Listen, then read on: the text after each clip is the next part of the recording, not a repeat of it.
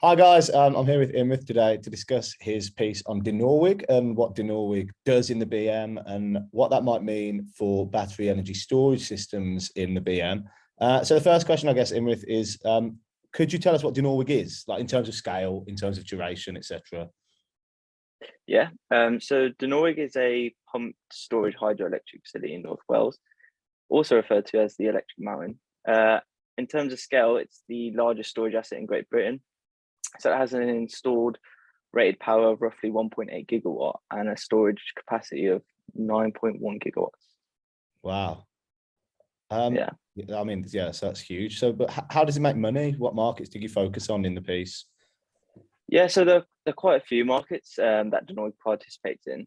As the title of the article suggests, I mainly looked at Dinorwig in the BM.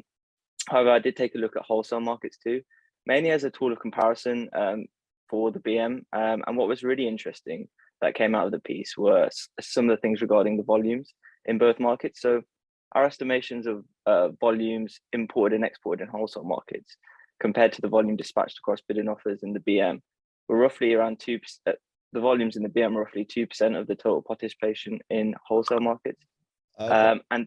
but still represented about 38% of the revenues. Oh wow, that's Yeah. pretty crazy, isn't it? Actually. Yeah. So why is it so suited to the balancing market?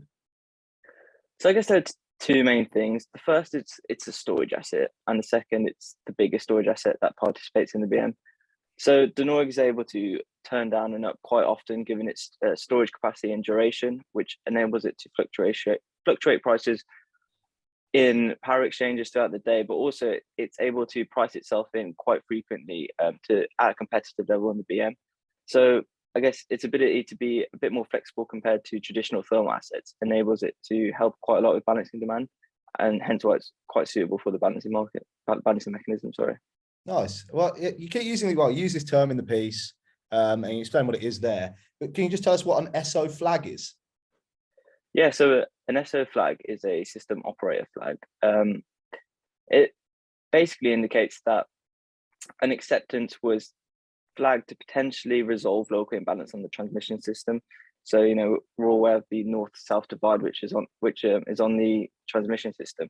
And I guess one of the things I didn't really expect when I started the research piece was how little of the actions Dinorwig was accepted for were Esso flags. So I think out of the entire volume traded across bid and offers by Dinorwig in the BM, just over 1% of these were Esso flagged, which I guess is quite promising for batteries, because this theoretically means that these actions aren't being taken for local imbalance on the system and therefore accessible really to any asset participating in the BM across Great Britain.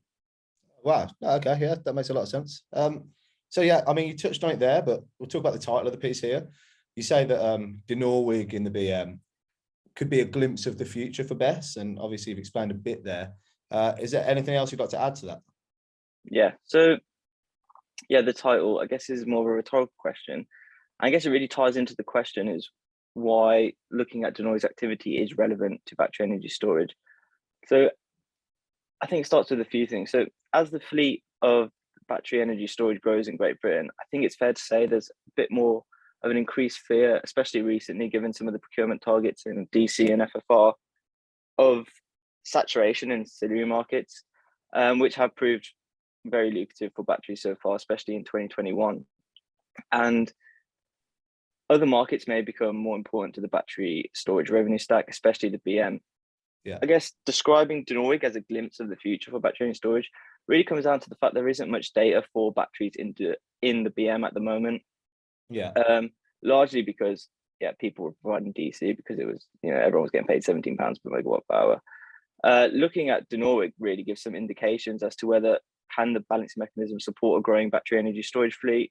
There was a lot of talk previously about batteries in the BM, and really the biggest thing is it provides kind of a case study of some of the characteristics battery energy storage may need to price themselves, may need to do to participate in the BM, and eat into some of the revenues that Dinorwig is able to get in the BM. Oh, that's right. Yeah, it all sounds really hopeful. How do at the moment, looking at Dinorwig and looking at BESS in the BM, how do those revenues compare? What's similar and what's different? Yeah, so I guess I kind of just touched on it, was that the BM doesn't really make up much of the battery energy storage revenue stack as it stands. In the last quarter, actually, we saw BM revenues picking up, but when you compare it to the entire fleet, it's still a pretty small proportion. I guess kind of the key number or key thing with regards to revenues between the two is the amount Dinorwig made in 2021. So Dinorwig made roughly £30,000 per megawatt per annum.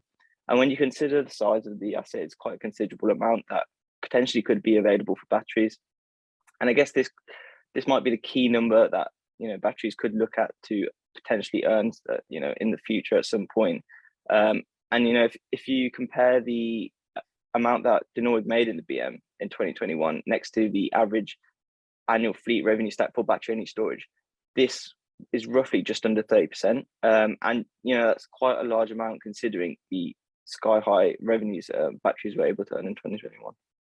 No, completely. Well, yeah, I think we've covered just about everything. Yeah, thanks for going through the piece with me. Yeah, no worries. Yeah, it's a really great piece. Everyone should read it. But yeah, cheers, Imrith, and speak to you soon. Yeah, you too. Cheers. Ciao, guys.